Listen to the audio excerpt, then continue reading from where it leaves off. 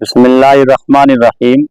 देखिए, इस तरह फारूक अब्दुल्ला साहब ने बयान दिया है कि पाकिस्तान ने चूड़ियां नहीं पहन रखी हैं। फारूक अब्दुल्ला साहब ने अल्लाह के नबी सल्लल्लाहु अलैहि वसल्लम की हदीस को ठुकराया है, जिसमें प्यारे आका ने कहा था और तारीखी बात कही थी कि जिस मुल्क में रहो उस मुल्क में अपनी जान से ज्यादा, अपने माल से ज्यादा, अपनी औलाद से ज्यादा उस मुल्क से मोहब्बत करो।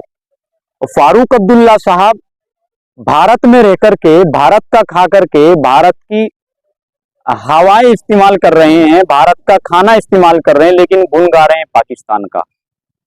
तो फारूक अब्दुल्ला साहब ने सिर्फ हदीस रसूल का अपमान नहीं किया, बल्कि पूरे इस्लाम का और तमाम मुसलमानों को एक मशकूक निगाहों से देखा जाए इस शक में ला करके खड़ा कर दिया है। जाहिर है, इससे साफ साफ तौर पर देखा जा सकता है कि फारूक अब्दुल्ला साहब के बयान के बाद कांग्रेस ने फारूक साहब को अपने गठबंधन से अलग नहीं किया। इसका मतलब यह है कि कांग्रेस की सोच और फारूक की सोच अलग नहीं है, और जब कांग्रेस की सोच पाकिस्तान को बढ़ावा देने वाली सोच है, तो जाहिर है आप समझ सकते हैं कि अगर कांग्रेस सत्ता में आएगी तो फिर सीधे सीधे पाकिस्तान का विकास होगा, सीधे सीधे आतंकवाद को बढ़ाया दिया जाएगा, सीधे सीधे देशद्रोही को बढ़ावा दिया जाएगा। अब फारूक अब्दुल्ला साहब एक जिम्मेदार नागरिक अगर ऐसा बयान देगा और मुसलमान होने के बावजूद, तो फिर ऐसे ही लोगों की वजह से तो मुसलमानों को टारगेट किया जाता है। जो लोग इस बात को पूछते हैं, कहते हैं कि बीजेपी या कोई और लोग मुसलमान को ही आतंकवाद क्यों कहा जाता है। अब पूछे वो लोग फारूक अब्दुल्ला से जाकर के, जो लोग ये सवाल करते हैं कि फारूक अब्दुल्ला ही ने ऐसा बयान क्यों दिया है, किसी और ने क्यों नहीं दिया। कांग्रेस के पक्ष में ही पाकिस्तान से ट्वीट क्यों किए जा रहे हैं कि कांग्रेस सत्ता में आएगी तो बेहतर रहेगा। कांग्रेस के शासन का मतलब पाकिस्तान का विकास, कांग्रेस की सत्ता का मतलब आतंकवाद का विकास। वोट बैंक को क्या देते हैं के नाम पर। बिल्कुल बिल्कुल, वो प्रधानमंत्री जी ने उस बात को दोहराया है। अब आम मुसलमान समझ रहा है कि प्रधानमंत्री जी ने तमाम मुसलमानों को घुसपैठिया कहा है।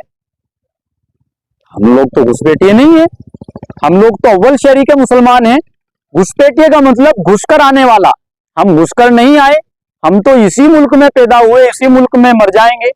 हम कब्र पे मिट्टी डालते वक्त कहते हैं मिन्हा खलकनाकुम, हम इसी मिट्टी से पैदा हुए, वो फिया नुईदुकुम, इसी मिट्टी में दफनाए जा रहे हैं, वो मिन्हा नुईदुकुम तारतन उखरा, और इसी मिट्टी से उठा लिए जाएंगे। प्रधानमंत्री जी ने बहुत अच्छी बात कही है। ये हमारा भारत मेहमान नवाजी का दस्तरखान नहीं है कि कोई भी आए घुस जाए और आकर के रहे। बिल्कुल घुसपैठियों को जगह नहीं मिलनी चाहिए। देश का अंग और देश का अनाज, देश का राशन देश के लोगों के लिए होना चाहिए। देश के संसाधनों पर देश के लोगों का हक होना चाहिए।